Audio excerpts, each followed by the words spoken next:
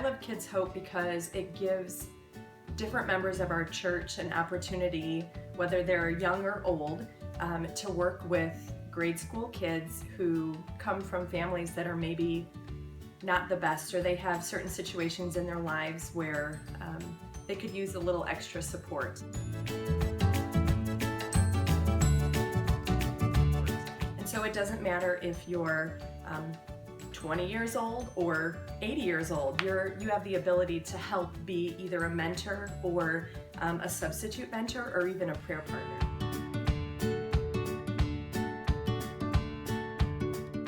Those big hugs that I get every week mean so much. And he's always happy to see me. No matter if he's having a good day or a bad day, he's happy to see Miss Glenda. Because I get to spend every week one-to-one with my special child. I've had some really neat kids. Yeah, as soon as I see him every day, you know, he's usually outside and playing. For lunch.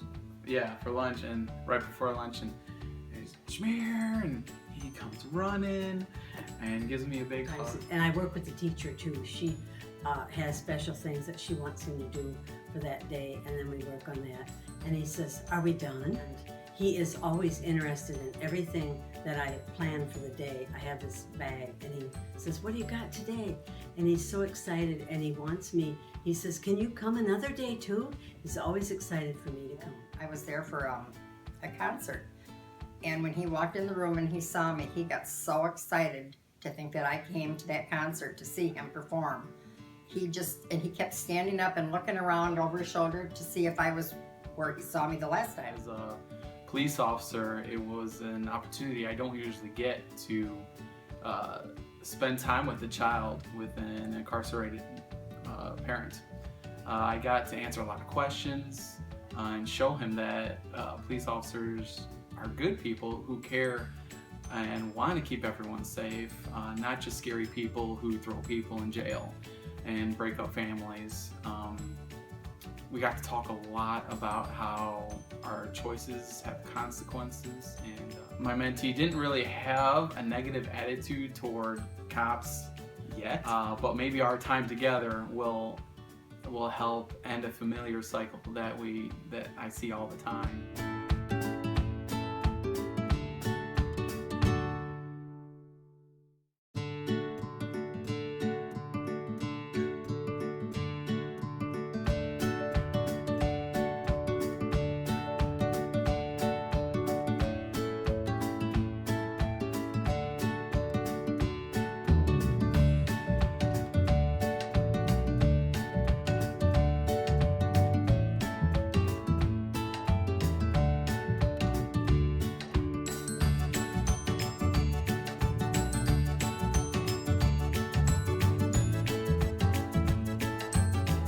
One time I remember I was really sick and unable to come that week, and the next week he said to me, "Miss Laura, where were you? I missed you so much last week." And I cannot even tell you how much that meant to me, because it meant that he looked forward to me coming. He's a lovable little boy. He is a smart little boy. He told me one day when I went to mentor him, I says, "How was your weekend, JJ?" "Fine." I said, "What did you do?" He says, "I went to Africa." So in his Happy Meal, he got a little car. So when we got done eating, we went to my house and we went out to work in the workshop. And we even decided we would make a truck for him to haul his little car. So we started working on this, and Reese was bothered by the noise. He says it's too loud when I use the saw. So I got him earmuffs to put on. And he said, "Something smells." He said, "What's that smell?" And I said, "It's just the sawdust." And he said, "I don't know if I like that." So then I got him a respirator to put on. Of course, he put these on after he already had his apron on, which he said he didn't wear aprons. But when he saw it was an apron that my wife had made for my sons when they were small, and it was not just a regular apron, he was anxious to put it on. So he's in second grade. He's never even tried to do a puzzle before. He wasn't really excited about it. The first couple of weeks we'd put little pieces together, and he'd be like, "Oh, are we done yet?"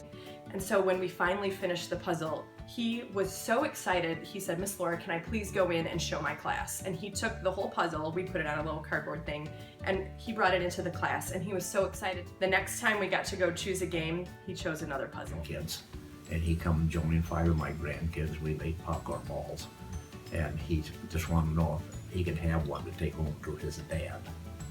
And we've had his first fishing trip. He said he'd never been fishing, and I took him fishing, and it was one of those days. It was about 95 degrees.